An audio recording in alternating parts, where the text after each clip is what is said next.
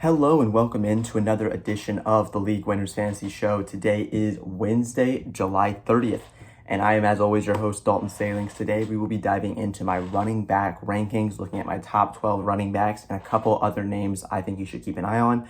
Before we get started, I want to make a correction from last video. I talked about tight end Brenton Strange. I said he played for the Texans. He's on the Jaguars, so that's why I had him so high. He is kind of taking some of that work Evan Ingram had last year. He will not be competing with Dalton Schultz. I was a little confused as I was talking about it yesterday on the video. Wanted to clarify he's on the Jaguars. Dalton Schultz will not be impacted by his performance. He will not be impacted by Dalton Schultz. Both guys can be good on their own. Another update I wanted to make is with Ravens tight end Isaiah Likely. The scans came back and showed that he may have fractured his foot. There could potentially be a break there. He is supposed to be back and ready for week 1, but he did slide down in my rankings, and in turn, Mark Andrews moving up. As of right now, I have Isaiah Likely as pretty much undraftable in fantasy drafts because of the fact that you don't know if he's going to be ready to start the season, and he's not a player that you're going to have high enough to be sitting for a week, 2 weeks, 3 weeks, whatever the injury takes him before playing him in your lineup. So right now, I see Isaiah Likely as undraftable. I made a little adjustments to my rankings, actually some at the top of the running back room, so we'll get into those today. Camp's still going on. We have the Hall of Fame game tomorrow. Reports will just continue to come in about what players are performing well, who isn't performing well, and my rankings are going to adjust slightly with that. One thing I did adjust was with my Dolphins wide receivers. I moved Jaylen Waddle up a little bit and Tyreek Hill down a little bit. They didn't jump each other or anything, just gave Waddle a few more of the targets I had going Tyreek Hill's way as he's having a very positive camp. With the running backs, Aaron Jones and Jordan Mason for the Minnesota Vikings, reports are surfacing that they're going to be splitting more of the work rather than the Aaron Jones dominant workload that I had projected at the beginning. So I moved Aaron Jones down and Jordan Mason up a little bit. Neither of them will be in my top 12 or actually particularly close to that, but just something to keep an eye on as we get going. So without further ado, I'm going to dive into the running back rankings. And actually, since the last time I talked about both of these players, there's been a swap. I have a new RB1. I'm with a lot of people now. I'm on the Bijan Robinson train. I have him as my RB1, 19.5 fantasy points a game, in contention to be the first overall pick in fantasy drafts, in my opinion. I think he could score 14 total touchdowns, go for almost 2,000 yards total. He's going to get the ball a lot. He's going to be that receiver out of the backfield. That's something we've seen already, him getting work out of the backfield. Michael Penix Jr. is loving to throw the ball his way. Even with my disliking of Michael Penix, think that actually helps Bijan Robinson because he can get some of those checkdowns that I expect Michael Penix to be taking. I think Bijan is the clear RB1 in fantasy, and I'm very glad that now my rankings reflect that belief. Even when I had him as my RB2, he was still the first running back I was taking. Now my rankings reflect that fact, and that is a good reminder that even though I might have a player, actually one we're going to talk about here in a minute, way higher than they're being drafted, that doesn't mean I necessarily think they're going to finish there. There's a floor and a ceiling for a lot of these players. Some of the players I have projected at their ceilings, a player we'll talk about later today. Some of them I have projected at their floors. For example, Baker Mayfield from the quarterback episode. A lot of these guys could fluctuate in where they finish, and I may not be drafting them in the same order I have them ranked, but that is where I think that their production could end up, and it's something to keep an eye on as your draft comes around. Maybe a guy ranked higher, being drafted later, you might want to take a shot on. That doesn't mean you should draft, say, for example, we're going to get to Alvin Kamara here in my top 12. You shouldn't draft him as the RB5 where I have him ranked, but he could be a value where he's going. Moving on to my RB2, formerly my RB1, I actually just moved him down yesterday in my rankings, Devon Achane. I didn't move him very far, just dropped him a couple touchdowns through the air and a few targets, just because I expect that Tua will not be the player I kind of had him at the start. There's still the injury risk, and so rather than projecting Devon Achane at his ceiling, which I do believe is RB1, I think there's a world where Devon Achane gets so much work that he's the RB1 this season. I have him projected a little bit more in his safer area. I have him as the RB2. He's being drafted as the RB7. If you can get him in the second round, I think that is a great value for him because he does have that RB1 ceiling. Now, the risk is Tua gets hurt. I don't know how strong he's going to be on the ground behind this Dolphins O-line, and so the passing work might decrease too. There is the danger of that, but I believe that he is, as long as Tua is playing, he's a safe bet to be a top 3 running back, and I think that upside is absolutely worth the shot. My RB3 is going to be Jahmyr Gibbs. So the Detroit Lions running back, he's still sharing the backfield with David Montgomery, but reports have already come out he's getting the first team reps at camp, which isn't something he's gotten before, even though he's been the RB1 on the team. A lot of it has been David Montgomery out-touching him, getting more carries than he has, even though Jahmyr Gibbs gets the passing work, which in a PPR league is a huge boost.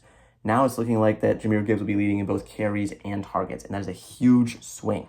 because that means he has RB1 upside as well. I think these are the three most likely candidates to finish as the RB1 this season, being Bijan, Devon Achane, and Jahmyr Gibbs. Sorry about that, but I think Gibbs is probably the lowest of these guys just because of the fact that David Montgomery is there. There's the potential that touchdowns get taken away by David Montgomery. I have David Montgomery right now as my RB22, and so I think there's a chance Montgomery takes some of his touchdowns.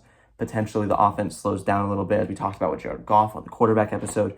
No Ben Johnson can slow the offense down, maybe less total touchdowns as a team. I do still think, though, Jahmyr Gibbs is a safe bet. He's being drafted as the wide running back 3. I think it's a very fair spot for him. If you want to take him over some of the wide receivers, I would not blame you in the slightest. In that top range, you've got the Jamar Chases, Justin Jefferson, CeeDee Lamb, as well as Bijan and Jahmyr Gibbs. I think there's not really a wrong answer right there right now, but if you want to go running back early, Jahmyr Gibbs and Bijan Robinson are your two guys, or Devon Achane. These first 2 rounds are the spot where you can reach for your guy. If you firmly believe that Devon Achane is going to be the RB2, reach for him and take him. There's no reason to sit and wait for pick 16 where he's being drafted right now if you think he's the guy. If you think he's the guy, he's not going to get back to you if you have a top pick. If you're in the back of the first round, you're obviously not even reaching that much. But if you're in the 3rd pick and your Bijan's gone, you think Achane's the RB2, so it's gone Jamar Chase, Bijan, and you want to take Devon Achane, do it. Pull the trigger on that because he's not going to make it back to you. Any of these top few running backs, really the top 3, take whatever pick you need to take if you think they're going to finish as the 1 this season. My RB4 is Christian McCaffrey. If he's healthy, which is a big if, I think this is where he would most likely finish. He's going to get a ton of work, similar to George Kittle we talked about yesterday with the questions in the receiving room for the 49ers. Christian McCaffrey could be a big winner from that. I have him for about 80 targets right now, which feels low, but I think that he could be the winner. The fact that this receiving room has a lot of question marks, and he's still going to get the running game work. A lot of the other guys, like Jordan Mason's gone. He's in Minnesota now, so that's not someone taking carries from him. I expect him to have a really good season, be able to find the end zone, and this is if he can stay healthy. He's looked good with his cuts at camp. If he stays healthy, a top 5 running back season is not remotely out of the realm of possibility for Christian McCaffrey. I do think his upside is limited. I don't think he's going to repeat from a few years back when he was the RB1, but he could very much so finish in that top 5 running back area, and he's being drafted right now as the RB6 just because of that injury concern. Once again, if you are concerned about the injuries, pass on Christian McCaffrey. If you've been burned in the past and don't want to get burned again, I cannot blame you for passing on Christian McCaffrey, but there's a good chance that he can, if healthy, finishes a top 5 running back. That's an upside shot that I would probably like to take if I can get him at the 2nd round. Starting running back this year, I've been a 0 RB advocate in the past, could be a good strategy. The running back start kind of locks up the position. I don't have as much confidence with this mid-tier level running backs that I've had in the past. Taking a couple top running backs here could be a good play. And speaking of those top running backs, my RB5 is Alvin Kamara. I mentioned it a little bit earlier that I have him way higher than projection. He's being drafted as the RB15. I have him 10 spots above. That's one of my biggest jumps in terms of ADP to my rankings. I really like Alvin Kamara because I think he's going to get the ball a lot through the air. Whether it is Spencer Rattler, if Spencer Rattler wins the job, and that may be what happens, I do think Kamara's targets will go down. I would adjust that and he would move down a little bit in my rankings. But if the rookie Tyler Shuck ends up winning the starting job, I think he's going to lean on Kamara as an option. Through the passing game, you have Chris Olave, but he has his own injury issues. And you have Rashid Shaheed, another big name, but he's a big play guy. I think Alvin Kamara can get the ball a lot. I have him tied for the lead in targets for running backs with Devon Achane, and I think that it could be a really big season for him through the air, and that would really buoy his fantasy value. I have him leading all running backs in receiving yards this year, even if he doesn't get in the end zone very much, which I have him projected for the lowest total touchdowns of any running back in my top 12.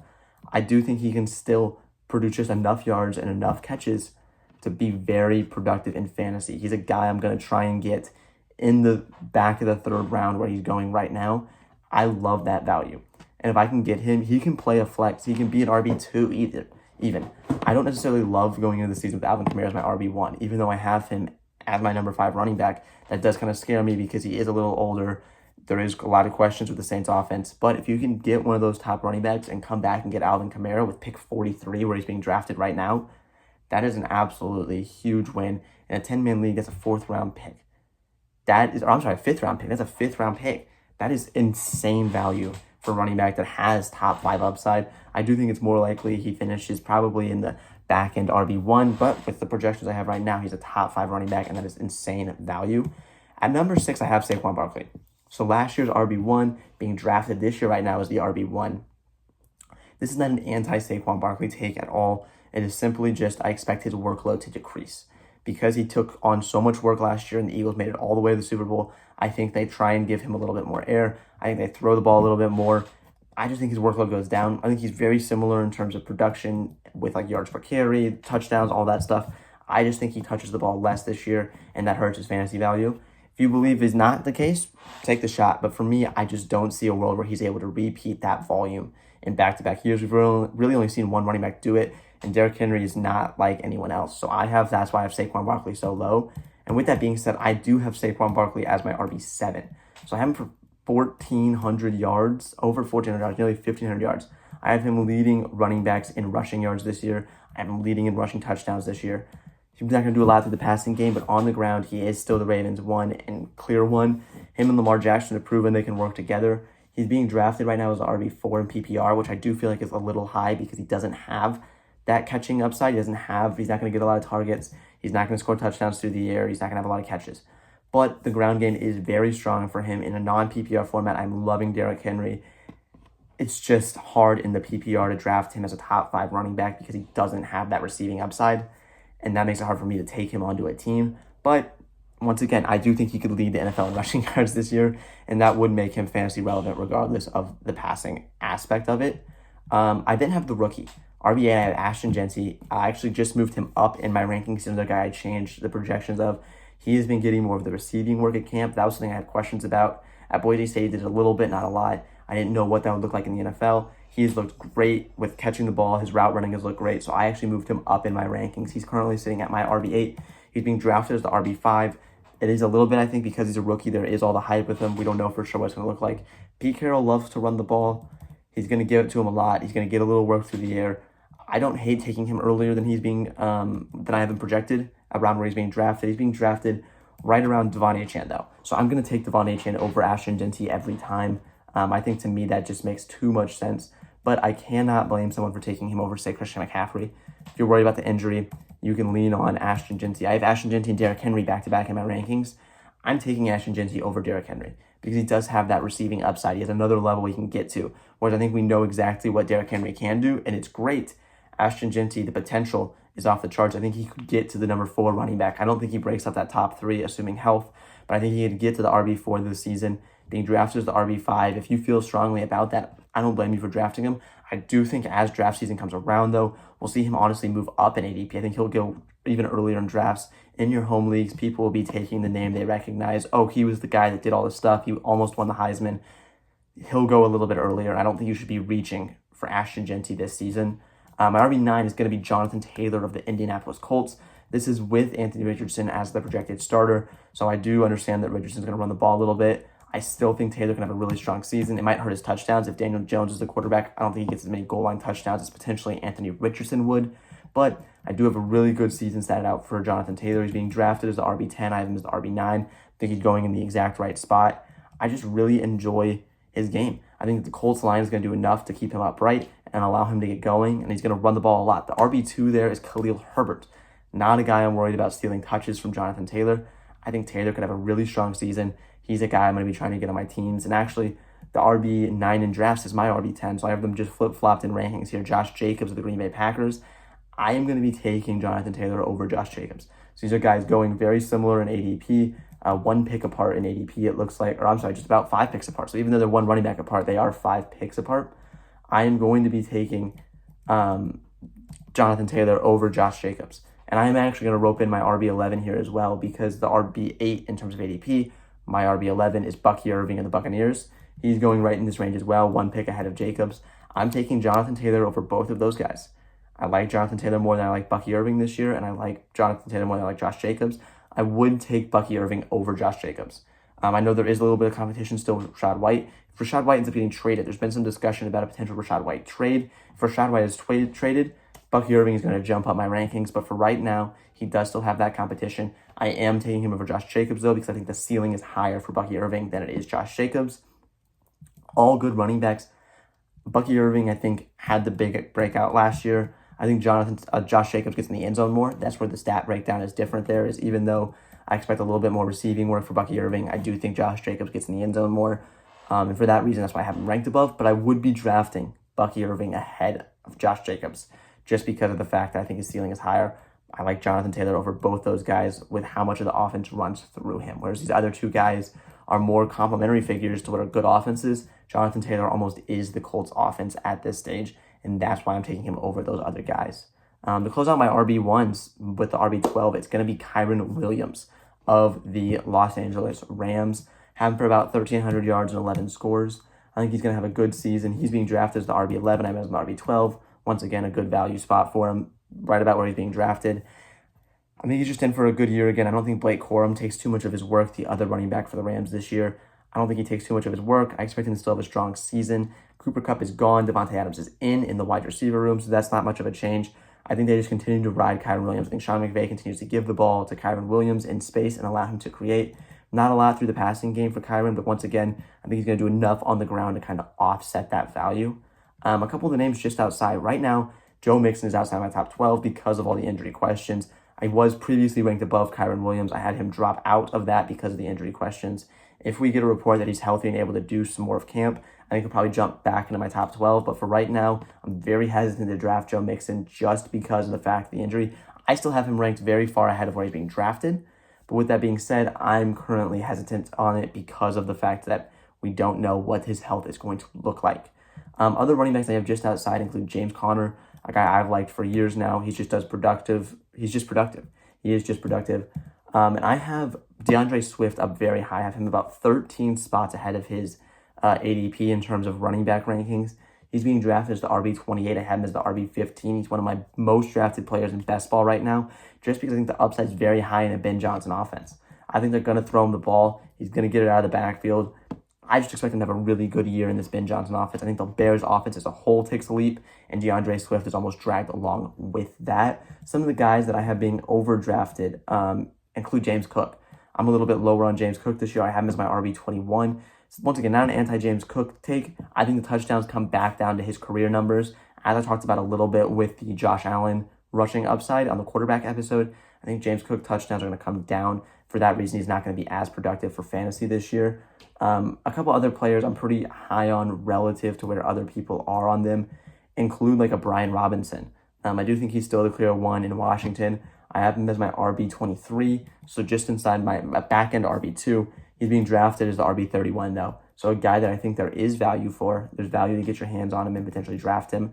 I'm much higher on Jaylen Warren than a lot of other people are. As I talked about in the AFC North video, I do think that, and really with most of the rookie running backs, it's going to start with the returning veteran, and slowly the rookie will take the place. So Caleb Johnson, I'm not as high on. I do like Jaylen Warren a lot this year, and I think that he could start the season very hot and even just be a valuable trade piece later in the year. A couple guys I'm lower on than projection include Chase Brown. That's not an anti-Chase Brown take. I just think that the wide receivers are going to be so dominant that Chase Brown's going to get as much of a role. I did move him up in my rankings a little bit after some very positive camp reports. And if Zach Moss, who's currently injured, is not able to go, Chase Brown will move up even more for me. But for right now, I have about 5 spots below where he's being drafted. He's currently the RB12 in ADP. I have him at 17.